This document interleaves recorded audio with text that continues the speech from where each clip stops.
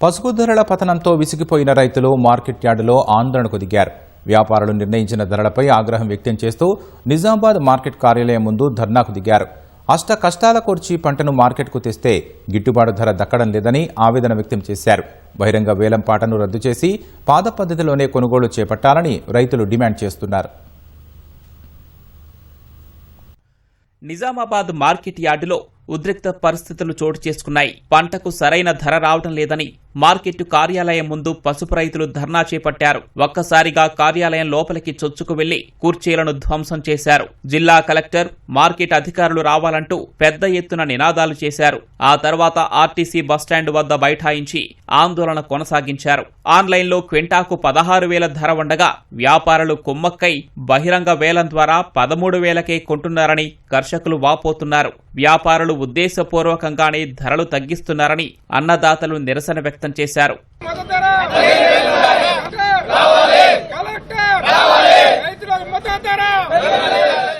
బుధవారం మార్కెట్కు వివిధ ప్రాంతాల నుంచి 45,000 బస్తాల పసుపు వచ్చింది. మధ్యాహ్నం వేలంపాట తర్వాత వ్యాపారులు నిర్ణయించిన ధరలపై రైతులు ఆగ్రహం వ్యక్తం చేశారు. సాంగ్లీ మార్కెట్లో క్వింటాకు 16,000 ధర పలికితే ఇక్కడ 13,000 మించటం లేదని కర్షకులు మండిపడ్డారు. వ్యాపారుల మాయాజాలంతో తీవ్రంగా నష్టపోతున్నామని వాపోతున్నారు. పసుపు బోర్డు ఏర్పాటైనా పంటకు గిట్టుబాటు ధర దక్కడం లేదని ఆవేదన చెందారు. మార్కెట్లో కొనసాగుతున్న సిండికేట్ వ్యవస్థపై ప్రజాప్రతినిధులకు ఫిర్యాదు చేసినా పట్టించుకోవట్లేదని రైతులు ఆరోపించారు.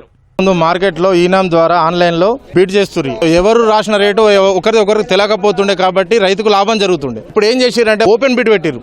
ఆ ఓపెన్ బీట్ ఎందువల్ల పెట్టిండు మా రైతులకు ఇంతవరకు అర్థమవుతలేదు. వాళ్ళు ఏంది సాఫ్ట్వేర్ అప్డేట్ అవుతలేదు అని చెప్పి అంటారు. రైతుల్ని మొత్తం లాస్ చేయడానికే వాళ్ళ వ్యాపారస్తులందరూ కుమ్మక్కై బీట్ అని చెప్పి అంటారు. 4 బీట్లు ఇస్తారు. ఒక్కొక్క బీట్ ఒక దుకాణం దగ్గరికి 3-4 వస్తారు. వాళ్ళు ఏంటంటే ఇష్టం ఉన్నట్లు తీసుకొని రైతుల్ని మొత్తం నిండా మూస్తారు. ఇమీడియట్లీగా ఆన్లైన్ బీట్ పెట్టి రైతులకు మంచి మద్దతు ధర కావాలని చెప్పి మేము డిమాండ్ చేస్తున్నాం. 3 రోజుల కింద 16,000 17,000 రూపాయలు బీట్ జరిగింది. ఇప్పుడు 11,000 10,000 జరుగుతుంది. అంటే ఈ 4 రోజులలో ఎందుకు తగ్గిందంటే బయట మార్కెట్ అయితే ఎక్కువ ఉంది, ఇక్కడ మార్కెట్ అయితే తక్కువ ఉంది. మరి దీనికి సమాధానం చెప్పాలి కదా. రైతులు ఒక్కొక్క రైతు దాదాపు 3 రోజులలో 1,00,000 రూపాయలు లాస్ అవుతారు. చిన్న రైతులే ఆ 1,00,000 రూపాయలు లాస్ అయితే మాకేం మిగులాలా? ఇప్పుడు బయట మార్కెట్ లో రేటు 13,000 నుంచి 16,000 దాకా పోతుంది. మంచి ఐఎస్టీ రేటు 11,000 12,000 పోతుంది. మరి ప్రాబ్లం ఏంది? మరి ఈడెందుకు తక్కువ పోతుంది? అది మాకు రీజన్ కావాలి.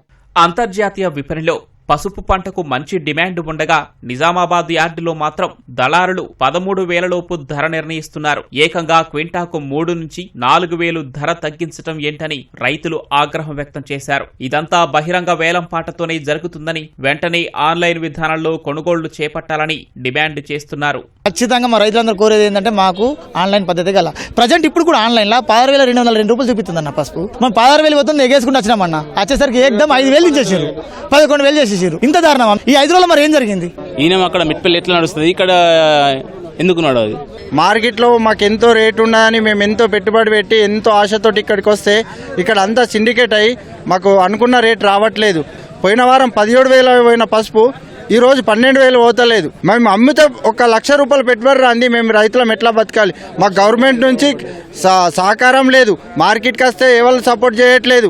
ప్రతిసారి అలా సిండికేట్ అయ్యి ఒక్క కుప్పకాడికి 4 రావట్లేదు. అదే ఆన్లైన్ అయితే 10 మంది ఇష్టమున్న రేటు రాస్తారు. ఎవరు లాస్ట్ రేటో వాళ్ళకి ఇచ్చేస్తారు. మాకు ఆన్లైన్ బీట్ కావాలి. వారం రోజులు సంది సాఫ్ట్వేర్ అప్డేట్ అవుతుందని చెప్తున్నారు. ఆన్లైన్ డేట్ 2.0 అప్లై అయ్యేదాకా బీట్ బంద్ పెట్టండి. 2.0 అప్లై అయినాకనే స్టార్ట్ చేయండి.